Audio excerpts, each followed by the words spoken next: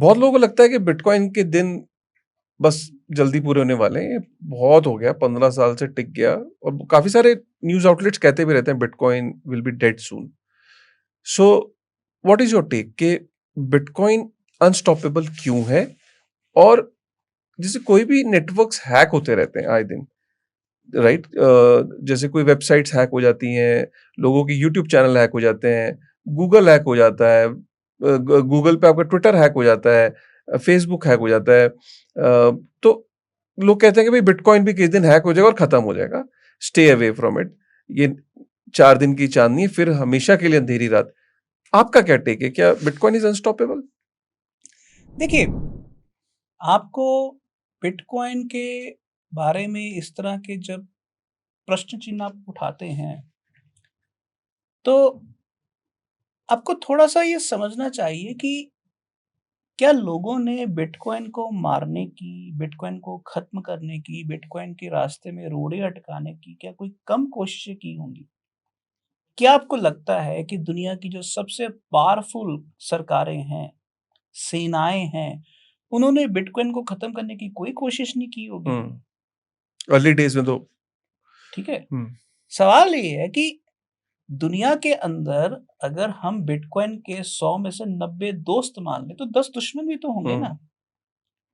हर सफल इंसान, सफल प्रोडक्ट, सफल सर्विस के दोस्त भी होते हैं, दुश्मन भी होते हैं। हम्म, अगर वो 10 दुश्मन पिछले 15 साल से सफल नहीं हुए हैं, तो क्यों नहीं हुए हैं? ये सवाल पूछने की ज़रूरत है।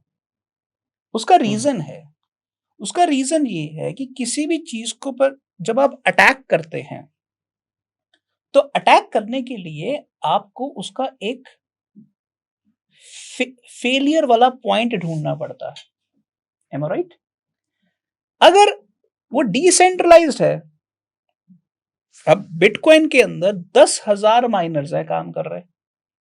अब 10,000 माइनर्स में से मान लीजिए 10%, 1,000 माइनर्स को आप न्यूक्लियर बम से उड़ा दो। हम्म, मतलब ये सबसे बड़ा अटैक हो सकता है।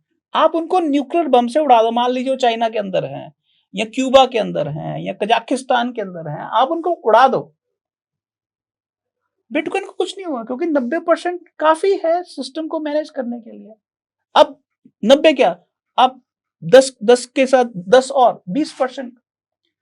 जब तक आपको 51% मेजॉरिटी ऑफ ऑल माइनर्स नहीं मिलेंगे, आप बिटकॉइन का बाल भी बांका नहीं कर सकते। हम्म, नंबर वन।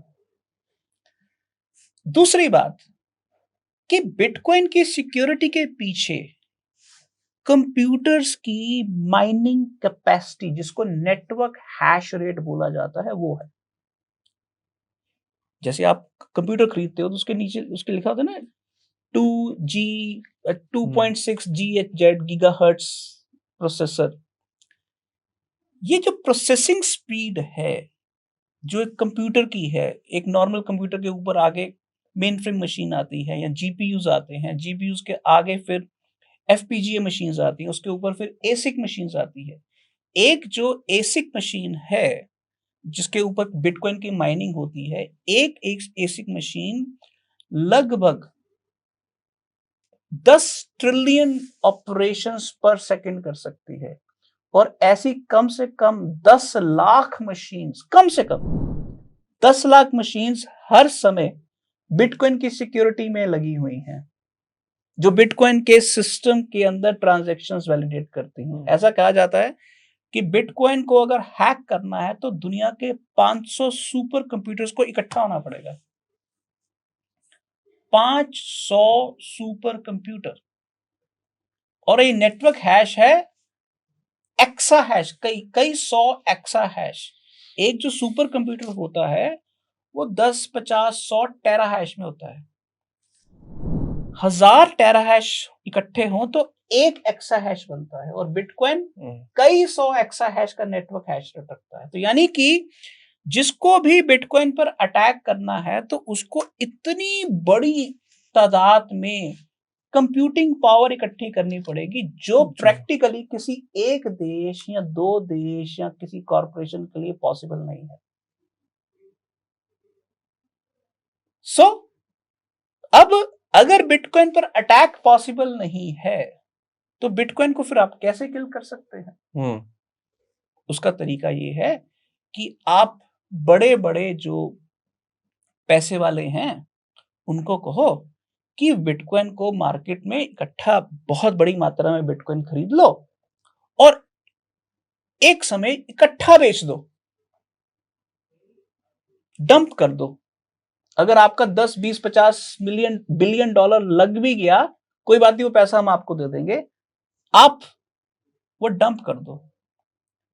बट प्रॉब्लम ये है कि दुनिया के अंदर बिटकॉइन के अंदर विश्वास करने वाले लोगों की गिनती इतनी बड़ी है जो अपने हिस्से का बिटकॉइन मार्केट में बेचते ही नहीं हैं, जिनको हॉडलर्स बोलते हैं।